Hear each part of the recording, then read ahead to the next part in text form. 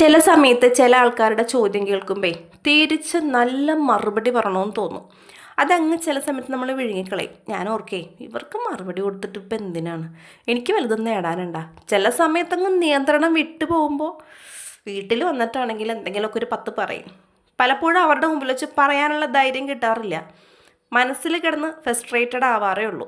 നിങ്ങൾക്ക് വീട്ടിൽ വേറെ പണിയൊന്നും ഇല്ലല്ലോ, അല്ലെങ്കിൽ നീ മാത്രമാണോ പ്രസവിച്ചിട്ട് വീട്ടിലെ കാര്യങ്ങളൊക്കെ നോക്കുകയും കുഞ്ഞിനെ നോക്കുകയും ചെയ്യുന്നതെന്നൊക്കെ കേൾക്കുമ്പോഴത്തേനും ഇല്ലേ തരിച്ച വരിക. പക്ഷെ നമുക്ക് എന്താ ചെയ്യുക, ക്ഷമിക്കാണ്ട് പറ്റില്ലല്ലേ, ക്ഷമിച്ച് മുന്നോട്ട് പോകാണ്ട് പറ്റില്ല. പക്ഷെ നമ്മുടെ വീട്ടിലുള്ള ആൾക്കാരല്ല, പുറത്തുള്ള ആൾക്കാരാണ് കൂടുതലും പറയുക. പ്രത്യേകിച്ച് എന്തെങ്കിലും രീതിയിൽ നമുക്കൊരു ഒരു ഒരു ഒരു സന്തോഷമോ ഒരു ഒരു ഒരു ഒരു ഒരു ഇതൊക്കെ വരുമ്പോഴത്തേനും അതങ്ങ് തല്ലിക്കെടുത്ത് അതിൻ്റെ മീതെ കൊട്ടി നമ്മളങ്ങ് അടിച്ച് കളയുക എന്നുള്ളവരുണ്ടാവും. അപ്പോൾ അവരങ്ങനെയുള്ളവരുടെ വാക്കുകൾക്ക് നമ്മൾ മറുപടി കൊടുത്തിട്ടും കാര്യമില്ല. ചില സമയത്ത് നമ്മൾ നിയന്ത്രണം വിട്ട് പറഞ്ഞു പോകും. കുറച്ച് ദിവസം മുമ്പ് എനിക്കുണ്ടായ ഒരു അനുഭവത്തിൻ്റെ പുറത്താണ് ഈ പറയുന്നത് കേട്ടോ. പിന്നെ ഞാൻ ചിന്തിച്ചു, കുറ്റപ്പെടുത്തുന്നവർ കുറ്റപ്പെടുത്തിക്കൊണ്ടേയിരിക്കും. കാരണം അവർ എൻ്റെ അവസ്ഥയിലൂടെ അല്ലല്ലോ കടന്നു പോകുന്നത്. എനിക്ക് ഞാൻ എന്താണെന്ന് എന്നെക്കാൾ നന്നായിട്ട് വേറെ ആർക്കും അറിയില്ല. എൻ്റെ മനസ്സിൽ കൂടി പോകുന്ന ചിന്തകൾ എന്താണ് ഏതാണെന്നൊന്നും വേറെ ആർക്കും അറിയില്ല. അപ്പോൾ ഇത് മറ്റുള്ളവരെ ബോധിപ്പിക്കേണ്ട ആവശ്യമില്ല. എൻ്റെ ഈ സ്റ്റേജിൽ കൂടി കടന്നു പോകുന്ന ആളുകളുണ്ടെങ്കിൽ മറ്റുള്ളവരെന്തെങ്കിലും പറയുകയാണെങ്കിൽ കേൾക്കണ്ട കേട്ടോ. നമുക്കൊരു തരിപ്പൊക്കെ തോന്നും ആദ്യം, അതങ്ങ് അടിച്ചങ്ങ് പിടിക്കുക. കാരണം ബോധമില്ലാത്തവരോട് സംസാരിച്ചിട്ട് കാര്യമില്ലെന്നേ. അപ്പം ഞാൻ ഇനി കുറച്ച് ബോധമുള്ള കാര്യങ്ങൾ പറയാം. അപ്പോൾ എൽസുവിന് വേണ്ടിയിട്ടുള്ള ഹോമിയോ മരുന്നാണ് കേട്ടോ. അവൾക്ക് ചെറിയ രീതിയിലുള്ള ചുമയൊക്കെ സ്റ്റാർട്ട് ചെയ്തപ്പോൾ തന്നെ ഞാൻ ഹോസ്പിറ്റൽ മീൻസ് ഹോമിയോ മരുന്നാണ്. അപ്പോൾ അതുകൊണ്ട് വലിയ സൈഡ് എഫക്റ്റ് കാര്യങ്ങളൊന്നും ഉണ്ടാവില്ല. അപ്പോൾ അതിന് നെഗറ്റീവ് പറയുന്നവരുണ്ട്, പറയട്ടെ, കുഴപ്പമൊന്നുമില്ല. അപ്പോൾ കിച്ചണിലെ ഒരുവിധം ഒതുക്കലൊക്കെ കഴിഞ്ഞു. അപ്പോഴേക്കും നമ്മുടെ എൽസുമ്മ എണ്ണീറ്റു. എൽസുമ്മക്ക് ചുമയ്ക്കുള്ള മരുന്ന്, ചുമയല്ല ചെറിയൊരു കുറുങ്ങലാണ്, അതിനുള്ള ഒരു മരുന്ന് കൊടുക്കണം. ഒരു പണിയും കഴിഞ്ഞിട്ടില്ല, കിച്ചൺ ഒതുക്കിയെന്ന് മാത്രമേ ഉള്ളൂ. വീടടിച്ചൊക്കെ തുടയ്ക്കാനുണ്ട്. പലപ്പോഴും വീഡിയോ എടുക്കണമെന്ന് വിചാരിക്കും, പക്ഷെ നടക്കുന്നില്ല. ഷോർട്ട് വീഡിയോ ആകുമ്പോഴത്തേനും വേഗം അങ്ങ് എടുത്തു പോകും. ലോങ് വീഡിയോ ആകുമ്പോഴത്തേനും കുറച്ചും കൂടി ബെറ്ററായിട്ട് ചെയ്യണം എന്ന് എനിക്കുണ്ട്. അത്ര വലിയ ആൾക്കാർ ചെയ്യുന്ന പോലെയൊന്നും അല്ല, എന്നാലും ഞാൻ ചെയ്യുമ്പോൾ അതൊരു ഇച്ചിരി മെനക്ക് ചെയ്യണം എന്ന് എനിക്കുണ്ട്. അതുകൊണ്ടാണ് പലപ്പോഴും ലോങ് വീഡിയോസ് വൈകുന്നത്. എഡിറ്റ് ചെയ്യാനുള്ള താമസമുണ്ട്.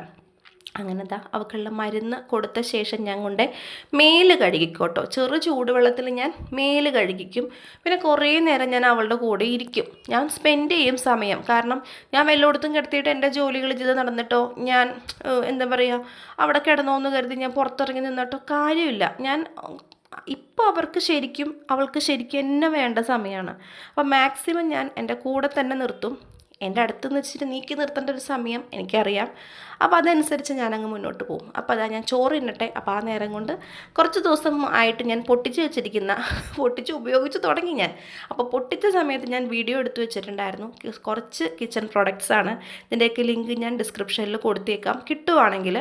അപ്പോൾ ഞാൻ ആദ്യം മേടിച്ചത് ഇതേപോലെ കപ്പൊക്കെ തൂക്കി വെക്കുന്ന ഒരു സ്റ്റാൻഡാണ്. എനിക്ക് ഒന്നെങ്കിൽ കിച്ചൺ സ്ലാബിൽ ഒന്നും ഉണ്ടാവരുത്. എനിക്കൊരു 80% ഇഷ്ടം അതാണ്. എൻ്റെ കിച്ചൺ സ്ലാബിൽ ഗ്യാസ് സ്റ്റൗ അല്ലെങ്കിൽ ഒരു കുടിക്കാനുള്ള ഇച്ചിരി വെള്ളത്തിൻ്റെ ഒരു കലോ അല്ലെങ്കിൽ ഒരു ജഗ്ഗ എന്തെങ്കിലും, അല്ലെങ്കിൽ ഒരു ചെടിച്ചട്ടി, ഇതിലപ്പുറം ഒരു ഉപ്പും പാത്രമോ, ഇതിലപ്പുറം ഒരു സാധനം എൻ്റെ സ്ലാബിൻ്റെ പുറത്തുള്ളത് എനിക്കിഷ്ടമല്ല. പക്ഷെ നമുക്ക് മിക്സി വെക്കണം, ചോറും കലം വെക്കണം, ഇതൊക്കെ വെക്കേണ്ടി വരും. പലപ്പോഴും ഞാനതൊക്കെ എൻ്റെ മേശാലമാരുടെ അങ്ങടേക്കൊക്കെ മാറ്റി തിരിച്ചൊക്കെ വെക്കാറുണ്ട്, അത്രയും നീറ്റായിട്ട് കിടക്കട്ടെ എന്ന് കരുതി. പക്ഷെ ചില സമയത്ത് ബാക്കി പറഞ്ഞ 20% എനിക്ക് കുറച്ച് കളർഫുള്ളായിട്ട് ഇരിക്കണം എന്നുള്ള ആഗ്രഹമുണ്ട്. അപ്പോൾ ആ കളർഫുള്ളായിട്ടുള്ള സാധനങ്ങൾ നമുക്ക് യൂസ്ഫുൾ ആണെങ്കിൽ അടിപൊളിയായിരിക്കുമല്ലോ.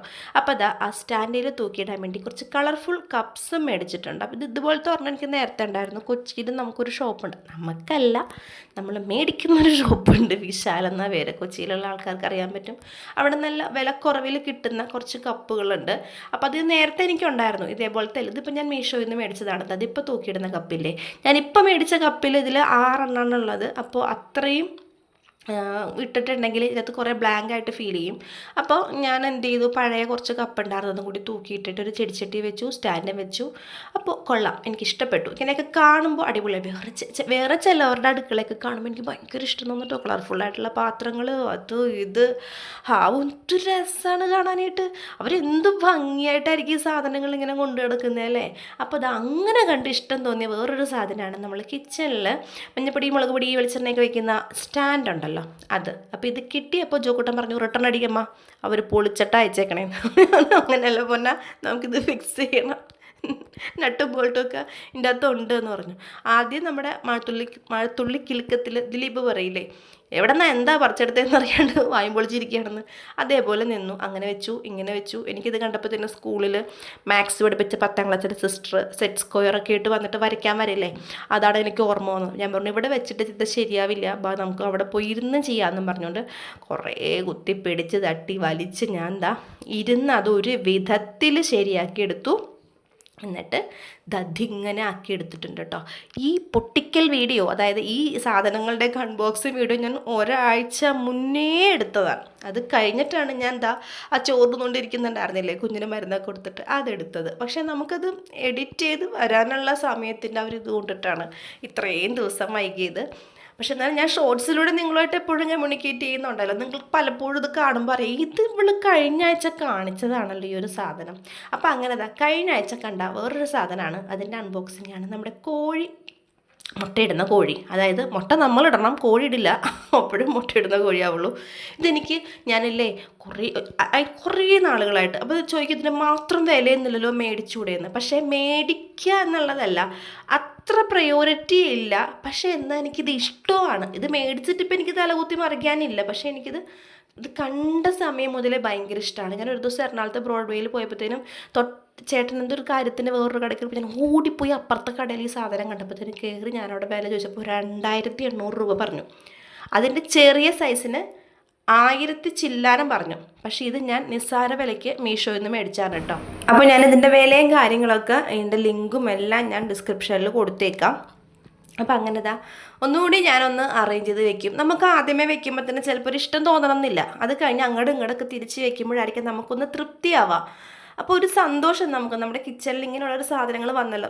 നമ്മളിങ്ങനെ റീലൊക്കെ കാണാൻ പറയില്ല, ഒരു പെണ്ണിന് ഏറ്റവും കൂടുതൽ സന്തോഷം സ്വന്തമായൊരു അടുക്കള എന്നുള്ളൊരിതാണ്. അത് ഭയങ്കര ഒരു ഹാപ്പിനെസ്സാണ് നമുക്കത്. നമ്മുടെ ഇഷ്ടത്തിന് കുക്ക് ചെയ്യാനും നമ്മുടെ ഇഷ്ടത്തിന് അലങ്കരിക്കാനും കുളമാക്കാനും പറ്റിയൊരു അടുക്കള നമ്മുടെ കയ്യിലുണ്ടെങ്കിൽ അതൊരു സന്തോഷം വേറെയാണ്. ഈ മേശാലമാരി ഇത് എവിടെ നിന്ന് മേടിച്ചാന്ന് വരെ എനിക്ക് കമൻറ്റ് വന്നിട്ടുണ്ട്. പക്ഷേ ഞാനിത് മേടിച്ചല്ലടാ. ഈ മേശ നിങ്ങൾ ഇപ്പോഴത്തെ കടകളിലൊന്നും ഉണ്ടാവില്ല, കാരണം ഇത് എൻ്റെ അപ്പച്ചൻ്റെ മേശയാണ്. ഇത് മുടിവെട്ട് കടയിലൊക്കെ പണ്ടുണ്ടാവുന്ന മേശയിൽ. എൻ്റെ അപ്പച്ചൻ മുടിവെട്ടുകാരനാണെന്ന് ഞാൻ നിങ്ങളോട് പല വ്ളോഗിലും പറഞ്ഞിട്ടുണ്ട്. ഇപ്പം ഞാൻ ചെയ്യണ കാര്യം, ഞാനിപ്പോൾ ആ വാൾപേപ്പർ വെച്ചിട്ട് കുറച്ച് പോർഷൻ കവർ ചെയ്യാനുണ്ടായിരുന്നു. അപ്പോൾ സെയിം വാൾപേപ്പർ അതിൻ്റെ തന്നെ മേടിച്ചിട്ട് ഒട്ടിച്ചു കൊടുക്കുകയാണ്. അതേപോലെ ഒരു ഓവൻ്റെ കവറും മേടിച്ചിട്ടുണ്ട്, അതും മീതെ വെക്കുകയാണ് കേട്ടോ.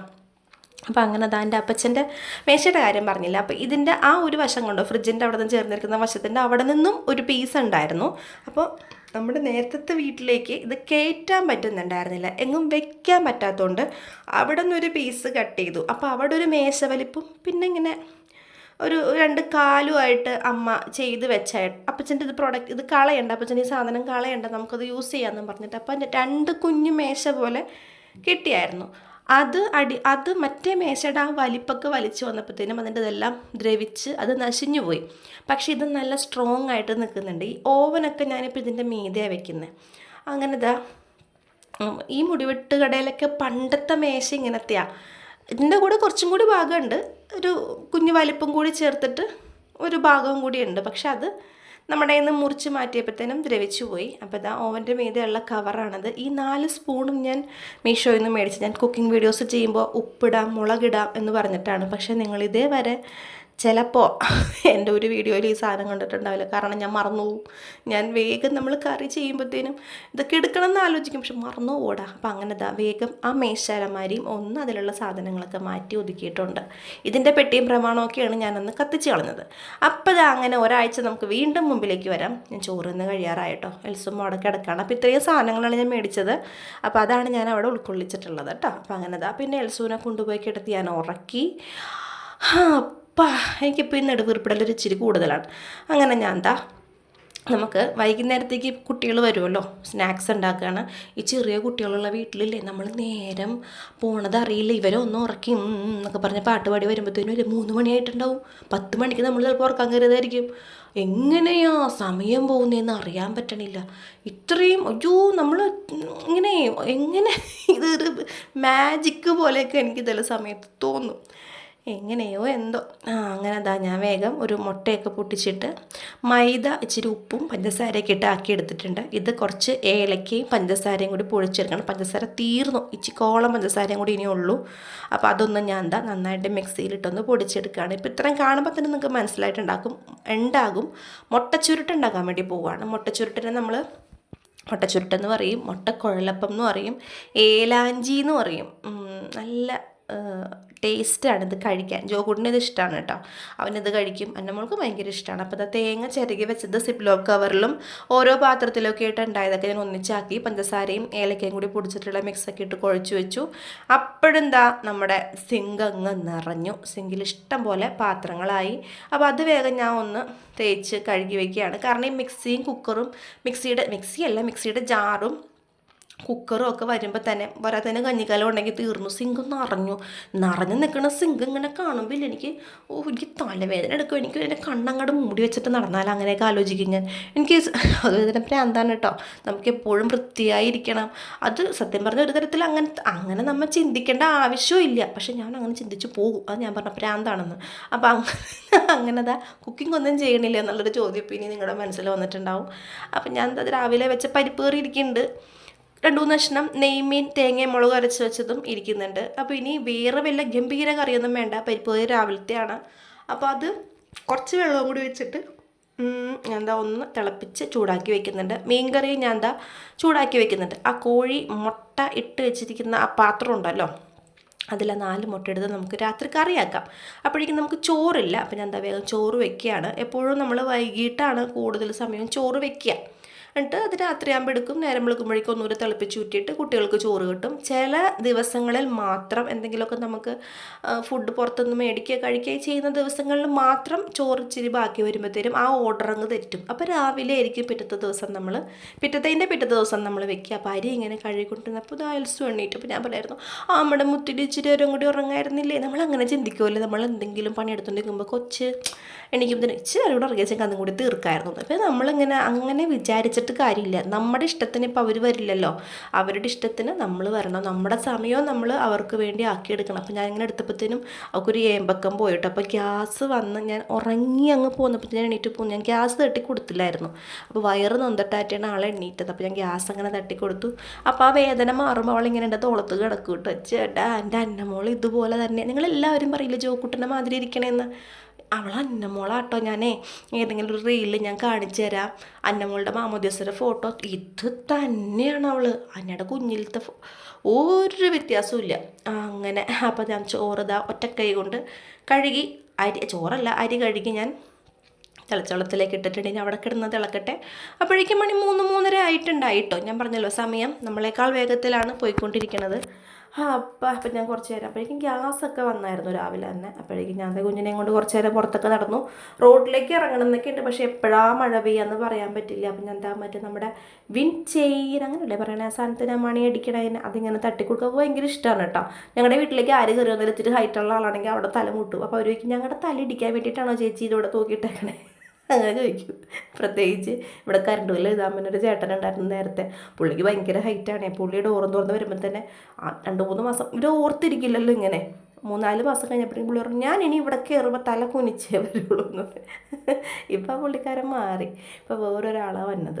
അപ്പോൾ അങ്ങനെയൊക്കെ നമ്മുടെ ആൾക്കാർ എത്തിയിട്ടുണ്ട്. അന്നക്കുട്ടിയും ചോക്കൂട്ടൻ നേരെ അകത്തേക്ക് കയറിപ്പോയി ബാഗൊക്കെ വെച്ചു. കൈയും കാലും കഴുകിയിട്ട് കൊച്ചിനെടുക്കണം. അതാണ് ഇവരുടെ ഇപ്പോഴത്തെ ഒരു ഇത്. കൈയും കാലും കഴുകിയിട്ട് വേഗം വന്നിട്ട് ആര് ഫസ്റ്റ് കുഞ്ഞിനെടുക്കും.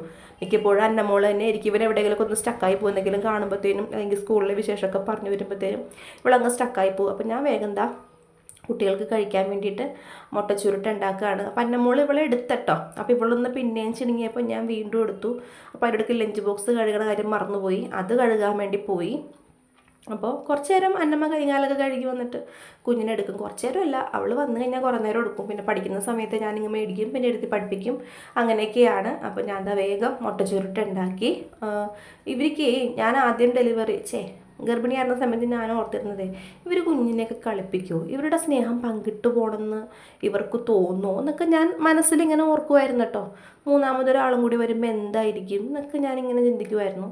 പക്ഷേ ഇപ്പം ഇവർക്ക് ഇവളെന്ന് പറഞ്ഞ പ്രാണനാണ്, പ്രാണൻ്റെ പ്രാണനാണ്. ഇങ്ങനെ കൊണ്ട് നടക്കണ കാണണം. ചിലപ്പോൾ പിന്നെ വലുതാകുമ്പോൾ തല്ലി പിടിക്കുമായിരിക്കും. അല്ല, തല്ലി പിടിക്കുന്നത് വേറെ കാര്യം. പക്ഷേ എന്നാലും ഇപ്പം ഈ കൊണ്ട് നടക്കുന്നത് കാണുമ്പോൾ എനിക്ക് അത്ഭുതം തോന്നും. അപ്പോൾ ഇത്ര വരെ ഇവളുടെ കയ്യിലായിരുന്നു. ഇപ്പം ഞാൻ എടുത്തപ്പോൾ തന്നെ അവളിങ്ങനെ കൊണ്ടാ അമ്മ ഞാൻ എടുക്കാമെന്ന് പറഞ്ഞു. വേഗം എൻ്റെ എണ്ണ എടുത്തിട്ട് പോയി.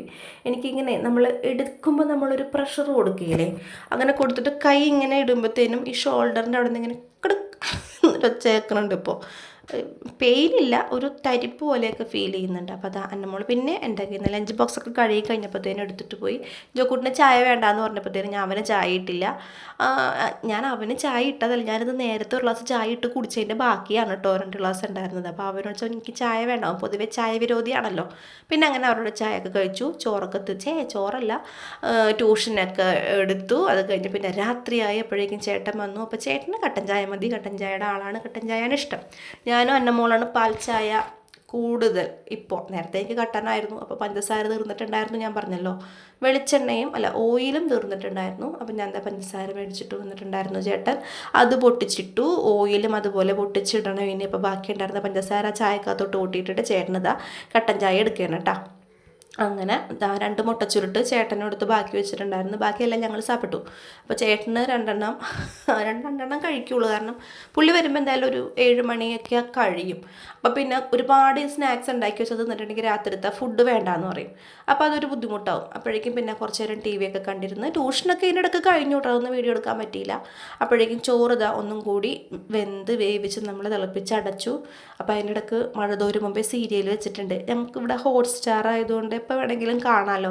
ഞാനിങ്ങനെ എനിക്കിഷ്ടമാണ് കേട്ടോ സീരിയൽ കാണാൻ പാടില്ല എന്നൊക്കെ പറയും. പക്ഷേ ഞാൻ ആ ഒരു സീരിയൽ ഞാൻ കാണും.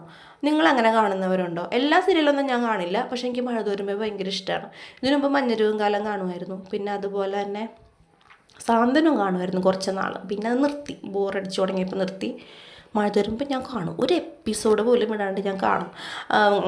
ഇങ്ങനെ പറയുമ്പോൾ തന്നെ നിങ്ങൾ വിചാരിക്കും അയ്യോ തള്ള വൈബ്, അമ്മായി സ്വഭാവം. അതങ്ങനെയല്ല, നമുക്ക് ചില കാര്യങ്ങളൊരു ഇഷ്ടം തോന്നിയാൽ നമ്മളിരുന്ന് കാണും. ഇതിപ്പോൾ സീരിയൽ കണ്ടിട്ട് കാണുന്നില്ല എന്ന് പറയേണ്ട ആവശ്യമില്ലല്ലോ, നമുക്ക് ഇഷ്ടമുള്ള കാര്യങ്ങളല്ലേ. അപ്പം ഞാൻ മഴ വരും മുമ്പേ സീരിയൽ ഞാൻ കാണും കേട്ടോ. അപ്പോൾ അത് വെച്ചപ്പോൾ ഞാനിങ്ങനെ എത്തി നോക്കിയതാണ് കണ്ടത്. അപ്പം ഞാൻ പറഞ്ഞല്ലോ പരിപ്പ് കറി ഉണ്ട്, മീൻ കറി ഉണ്ട്, എല്ലാം ഇച്ചിരീശേ ഉള്ളൂ. അപ്പോൾ എന്നാൽ ഇച്ചിരീശേ ഒരു മുട്ടയും കൂടി ആയിക്കോട്ടെ എന്നിട്ട് ഞാൻ മുട്ട തിളപ്പിക്കുകയാണ്. പ്രത്യേകിച്ച് വലിയ റെസിപ്പിയൊന്നുമില്ല. നമ്മുടെ വെളുത്തുള്ളി ഉള്ളി ഇട്ട് മൊരിക്കുക, അത് കഴിഞ്ഞിട്ട് അതിലേക്ക് മഞ്ഞൾപ്പൊടി, മുളക് പൊടി, ഇച്ചിരി ഗരം മസാല ഇട്ടാൽ മൂത്ത് വരുമ്പോഴത്തേനും, ഗരം മസാല ഇട്ടില്ലെങ്കിലും കുഴപ്പമില്ല, മൂത്ത് വരുമ്പോഴത്തേനും തക്കാളി ഇടുക, അടച്ചു വയ്ക്കുക, വേകട്ടെ. വെന്ത് വരുന്ന നേരം കൊണ്ട് ഞാൻ ഓയിലും പൊട്ടിച്ചിട്ടിട്ടുണ്ട്. നേരത്തെ ഓയിലിൻ്റെ കവർ ഞാനിങ്ങനെ അതിൻ്റെ മീതെ ഇങ്ങനെ ചാരി വെച്ചിട്ട് അതിലോട് ചേർത്ത് വെക്കുമായിരുന്നില്ലേ. ഇപ്പം ഞാൻ എന്താ ചെയ്യണമെന്ന് അറിയോ? ഞാൻ ഇങ്ങനെ ചെയ്യണേ, നമ്മുടെ കബോർഡിൻ്റെ ആ ഡോറിൻ്റെ ഇടയിലോട്ട് ഈ സാധനങ്ങൾ വെക്കും. അതിൻ്റെ നേരെ താഴെ ഞാൻ കുപ്പി വയ്ക്കും. എന്നിട്ട് ഇങ്ങനെ അപ്പോൾ അതിൽ നിന്ന് ഇങ്ങനെ ഓരോ ഡ്രോപ്പായിട്ട് ലാസ്റ്റ് തുള്ളി വരെ ഇങ്ങനെ വന്ന് വീണോളൂ. അവസാനം ആകുമ്പോഴത്തേനും കവറെടുത്ത് കളയും. അങ്ങനെ ചെയ്യണം. അപ്പോഴേക്കും നമ്മുടെ മുട്ട തിളപ്പിച്ചതിന്, ഇതിന് മുട്ട തിളപ്പിച്ചതെന്ന് കേട്ടോ ഞങ്ങളുടെ ഇവിടെ പറയണേ. ജോകുട്ടൻ പറയണത് മുട്ട കലക്കി പുഴുങ്ങിയതെന്ന് പറയണേ. ഇത് പുഴുങ്ങിയ മാതിരി ഇരിക്കുമല്ലോ. എന്നിട്ട് നമ്മളിങ്ങനെ തിളച്ച് വരുമ്പോഴത്തേനും മുട്ട പൊട്ടിച്ചിട്ട് അതിലേക്ക് ഇടും. നമുക്കിപ്പോൾ കിട്ടുന്ന മുട്ടയ്ക്കില്ലേ ചിലപ്പോൾ കേട് ഉള്ളതുണ്ടാവും. അപ്പോൾ ഞാൻ എന്ത് ചെയ്യും, ആദ്യം ഒരു ചെറിയ കറിപ്പാത്രത്തിലേക്ക് പൊട്ടിച്ചിടും. നമ്മൾ ചീഞ്ഞ മുട്ടനെ നമ്മൾ പൊട്ടിച്ചങ്ങ് ഇടുമ്പോഴത്തേനും നമ്മുടെ അത്രയും കറിയും പോവില്ലേ. അപ്പോൾ ഇതാ 4 മുട്ട അതേപോലെ തന്നെ നമ്മളിങ്ങനെ പാത്രത്തിൽ പൊട്ടിച്ചിട്ടിട്ട് നോക്കിയിട്ടാണ് അതിലേക്ക് ഇട്ടുന്നത്. പിന്നെ അത് അടച്ചു വെച്ച് നന്നായിട്ടൊന്ന് വേവിച്ചെടുക്കുക. ലാസ്റ്റ് നമുക്കൊന്ന് വേണമെങ്കിലൊന്ന് ഇതെന്തായാലും നമ്മളിടുമ്പോൾ ഒന്ന് കലങ്ങും. കുറേ കലക്കിയാൽ മുട്ടയുടെ ഉണ്ണിയൊക്കെ കലങ്ങിപ്പോവും, ഇപ്പോൾ ടേസ്റ്റ് ഉണ്ടാവില്ല. കലക്കിയാൽ നല്ലതാണ്, അങ്ങനെ കഴിക്കുന്നവരുണ്ട്, പക്ഷെ അത്രയ്ക്ക് കലക്കാനുള്ള. അപ്പോൾ നമ്മുടെ ലാസ്റ്റ് ഡ്രോപ്പ് ഓഫ് ഓയിലും അതിലേക്ക് മീനിട്ടുണ്ട്. അതെല്ലാം കഴിഞ്ഞു, മുട്ട തിളപ്പിച്ചതൊക്കെ സെറ്റായി. അപ്പം ഞങ്ങൾ ചോറ് തിന്നാണ് കേട്ടോ. അന്നമോളെയും ചേട്ടനെ ഞാൻ വീഡിയോ എടുത്തില്ല, പെട്ടെന്ന് എടുത്തങ്ങ് കൺക്ലൂഡ് ചെയ്യുകയാണ്. അപ്പോൾ ഇതൊക്കെയാണ് ഇന്നത്തെ വിശേഷങ്ങൾ. ചാനൽ ആദ്യമായിട്ട് കാണുന്ന ആരെങ്കിലും ഉണ്ടെങ്കിൽ സബ്സ്ക്രൈബ് ചെയ്യാൻ മറക്കരുത്, ലൈക്ക് ചെയ്യുക, ഷെയർ ചെയ്യുക. വീഡിയോ കണ്ട എല്ലാവർക്കും താങ്ക്